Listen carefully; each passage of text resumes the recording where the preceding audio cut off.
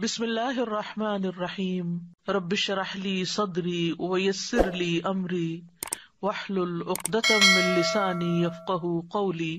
صحبت اور غسل جنابت۔ صحابہ کرام رضی اللہ عنہم کے درمیان غسل جنابت کا ایک مسئلہ زیر بحث آیا۔ ایک گروہ کہتا تھا کہ غسل صرف دخول پہ فرض ہو جاتا ہے، انزال شرط نہیں، یعنی واٹر ڈسچارج جو ہے وہ ضروری نہیں۔ دوسرا گروہ بیان کرتا تھا کہ وجوب غسل کے لیے دخول کے ساتھ انزال بھی شرط ہے۔ یہ طویل مباحثہ کسی فیصلہ کن صورت پر منتج نہ ہوا۔ آخر قرار پایا کہ ام المومنین حضرت عائشہ رضی اللہ عنہا سے دریافت کیا جائے۔ حضرت عائشہ نے کہا کہ رسول اللہ صلی اللہ علیہ وسلم نے فرمایا، اذا جلس بین شعبها الاربع ومس الختان الختان فقد وجب الغسل۔ جب مرد عورت کی چار شاخوں کے درمیان بیٹھ جائے اور اس کا محل ختنہ عورت کے محل ختنہ کے ساتھ مس کرے تو غسل واجب ہو جاتا ہے۔ تو مسئلہ یہ ثابت ہوا کہ صرف دخول پر ہی مرد اور عورت جنبی ہو جاتے ہیں اور ان پہ غسل واجب ہو جاتا ہے، انزال یعنی منی کا نکلنا شرط نہیں۔ جنابت کے احکام۔ وجوب غسل کی حالت کو حالت جنابت کہتے ہیں۔ وجوب غسل یعنی جب غسل واجب ہو جاتا ہے تو اس حالت کو جنابت کہتے ہیں۔ جنابت کا لفظ جم سے، جم پہلو کو کہتے ہیں، نہیں بچنا۔ مندرجہ ذیل چار حالتوں میں مسلمان مرد اور عورت پر غسل کرنا فرض ہو جاتا ہے۔ نمبر 1، جوش کے ساتھ منی خارج ہونے کے بعد، اس میں احتلام بھی داخل ہے، یعنی کوئی ایسا خواب آئے یا ویسے۔ نمبر 2، صحبت کے بعد یعنی سیکشول انٹرکورس کے بعد۔ نمبر 3، حیض کے بعد۔ نمبر 4، نفاس کے بعد یعنی بچے کی پیدائش کے بعد۔ اس میں یاد رکھیے کہ بہت سے لوگ پوچھتے ہیں کہ اگر خواتین انٹرنل چیک اپ کرواتی ہیں تو کیا اس سے غسل واجب ہوتا؟ تو کوئی غسل واجب نہیں ہوتا جب تک کہ ان چار چیزوں میں سے کوئی چیز نہ ہو۔ اس میں یاد رکھیے کہ بہت سے لوگ پوچھتے ہیں کہ اگر خواتین انٹرنل چیک اپ کرواتی ہیں تو کیا اس سے غسل واجب ہوتا؟ تو کوئی غسل واجب نہیں ہوتا جب تک کہ ان چار چیزوں میں سے کوئی چیز نہ ہو۔ صرف منی خارج ہونے سے بات نہیں، بلکہ جوش کے ساتھ منی خارج ہونے کے بعد غسل واجب ہوتا ہے۔ رسول اللہ صلی اللہ علیہ وسلم نے فرمایا، جب تم عورت کی چار شاخوں کے درمیان بیٹھ کر صحبت کرو تو تم پر غسل واجب ہو گیا اگرچہ منی نہ نکلے۔ آپ نے غور کیا ہوگا کہ طہارت کے مسائل بہت تفصیل کے ساتھ اور اپنے اندر بہت ڈیٹیلز رکھتے ہیں، اور بہت سے موضوعات ایسے ہیں کہ جو انسان کی ظاہری زندگی نہیں بلکہ اس کی نجی اور ذاتی زندگی سے متعلق بھی ہیں، لیکن اس طرح پبلکلی ان کو پڑھانا اور ان کو سکھانا یہ بھی ایک ضرورت ہے، کیونکہ آپ صلی اللہ علیہ وسلم نے انصار کی خواتین کی تعریف کی کہ انصار کی خواتین کتنی اچھی ہیں جنہیں حیا دین کا علم حاصل کرنے سے نہیں روکتا۔ تو سوال یہ پیدا ہوتا ہے کہ آخر اتنی تفصیلات کیوں؟ اور بعض لوگ اس کو ناپسندیدہ قرار دیتے ہیں، تو ایسا کرنا ناسمجھی کی علامت ہے۔ ہم دیکھتے ہیں کہ انسان اگر اللہ کے بتائے ہوئے طریقے کے مطابق زندگی بسر کرتا ہے تو اس میں خیر ہی خیر ہے، اور وہ صرف خیر اس کی اپنی ذات تک نہیں رہتی، بعض اوقات دوسروں کی بھلائی کا ذریعہ بھی بن جاتی۔ عورت کو بھی احتلام ہوتا ہے۔ ام المومنین حضرت سلمہ رضی اللہ عنہا روایت کرتی ہیں کہ حضرت ام سلیم نے رسول اللہ صلی اللہ علیہ وسلم سے کہا، اے اللہ کے رسول، یقیناً اللہ حق سے نہیں شرماتا، یعنی حق بات اور ایک ضروری بات جو ہے اس کو واضح کرنا ضروری ہوتا ہے، اور اس معاملے میں شرم سے کام نہیں لینا چاہیے، کہیں ایسا نہ ہو کہ انسان انجانے میں غلط کام کرتا رہے۔ تو یہ کہہ کر انہوں نے مسئلہ پوچھا، کیا عورت پر غسل ہے جبکہ اس کو احتلام ہو؟ آپ نے فرمایا ہاں، لیکن جب پانی کا نشان دیکھے یعنی منی دیکھے۔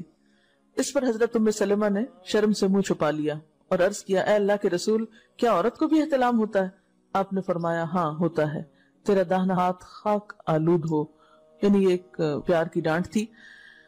اور اس میں ہو سکتا ہے کہ مزاج کا فرق ہو، بعض خواتین کے ساتھ ایسا نہ ہو اور بعض کے ساتھ ایسا ہو، لیکن اس میں جو اصل چیز ہے وہ ایکسیسو واٹر ڈسچارج ہے۔ اس میں کہیں ایسا نہ ہو کہ لیکوریا وغیرہ کے ساتھ اس کو ریلیٹ کر دیا جائے، دونوں چیزوں میں فرق ہے۔ اور احتلام جو ہے وہ سوتے وقت ہوتا ہے، یعنی سو کر اٹھنے پر اگر انسان اپنے کپڑوں پر زیادہ ڈسچارج دیکھے، خواہ کوئی خواب یا کوئی فیلنگ یاد نہ بھی ہو، تو پھر غسل کرنا ضروری ہے۔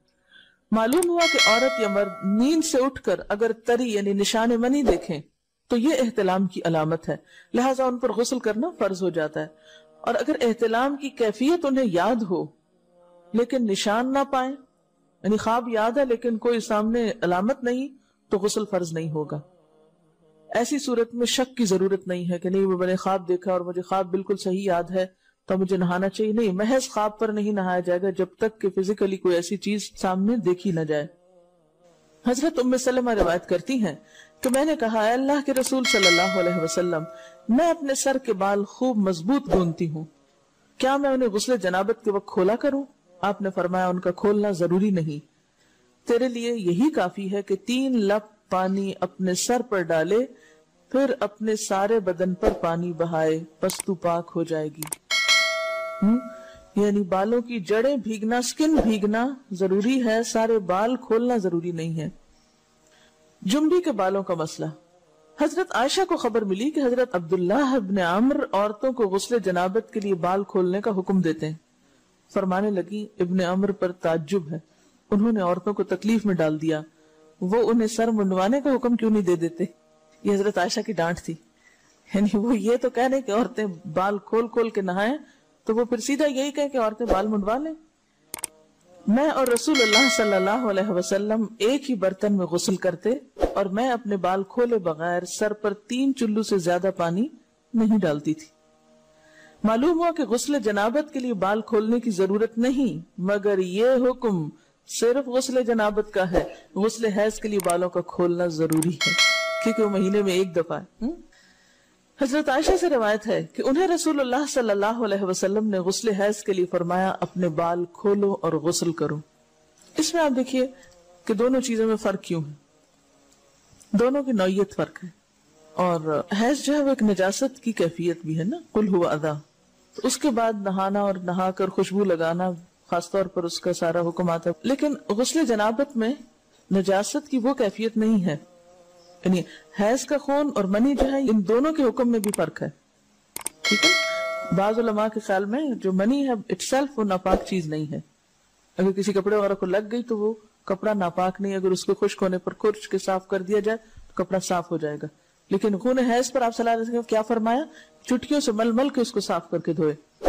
تو ان دونوں میں بھی فرق ہے، لہٰذا ان دونوں کے بعد نہانے کے حکم میں بھی فرق ہے. ایک میں بال کھولے جائیں گے اور بال بھی دھوئے جائیں گے اور بالوں کی جڑیں بھی دھوئی جائیں گی، جبکہ دوسرے عام غسل جنابت میں بال کھولنا اور پورے بال دھونا شرط نہیں. بہت سے بچیاں ایسی جن کی شادی ہوتی ہے اور اس کے بعد انہیں ان مسائل کا پتہ نہیں ہوتا، یا تو بے شرم کے بارے نہاتی نہیں، یا نہاتی ہیں تو پھر وہ پورے بال دھو دھو کے سکھانے میں اور ان چیزوں میں اتنا وقت ضائع کر دیتی ہیں کہ پھر بعضوں کا شوہر کی نافرمانی اور آپس کے تعلقات میں ٹینشن، لوگوں کا خوف. تو اگر دین کا صحیح مسئلہ پتا ہو تو انسان ان تمام مشقتوں سے بچ جاتا ہے اور ایک نارمل روٹین کی لائف گزار سکتا ہے. تو اس میں کیا صرف 3 کپ پانی، 3 لپ پانی، یعنی 3 دفعہ کیوں کہ اگر ایک دفعہ ڈالنے سے پوری طرح نہیں بھیگا تو آپ یہ بھی کر سکتے ٹیپ کے آگے سر کر کے تو ساری اسکن جو ہے سر کی اس کو آپ گیلا کر لیں. پیچھے سے بال جو ہیں اگر لمبے ہیں تو ان کو ایک طرف کر دیں تاکہ پورے بال نہ دھونے پڑے، نہ سکھانے پڑے، نہ خشک کرنے پڑے، اور باقی جسم پہ پانی بہا لیں. دوسری صورت یہ ہے کہ مگ میں پانی لے کے تو اس کو آپ تھوڑا کر کے پورے کو ایک دفعہ کریں، پھر اس کے بعد دوبارہ کریں اور تیسری دفعہ رول کر کے بالوں کو پیچھے سے شاور کیپ ڈال لیں اور باقی جسم پھر دھو لیں. شاور کیپ سے کیا ہوتا ہے عام طور پر کہ پیچھے کے جو سارے لمبے بال ہیں پھر وہ نیچے گر کے گیلے نہیں ہوتے، وہ آپ کے سر پہ ٹک جاتے ہیں. تو سر کی اسکن دھوئیں اور بالوں کو جوڑے کی شکل میں باندھ کے اوپر شاور کیپ پہن کے پھر باقی جسم کو اچھی طرح دھو لیں. تو اس میں آپ دیکھیں کہ جب بالکل سر کے سکن کا حصہ ہی تر ہوگا، اور یہ 3 دفعہ کرنا ہوگا، ایک دفعہ سے نہیں کام چلے کہ 3 دفعہ کرنا تاکہ کوئی بھی بال برابر جگہ سکن کی خشک نہ رہ جائے. تو اس سے کیا ہوگا کہ جتنا کم بال گیلے ہوں گے اتنے کم دیر میں ان کو خشک بھی کیا جا سکتا ہے اور کسی بھی مشقت کے بغیر انسان نماز پڑھ سکتا ہے.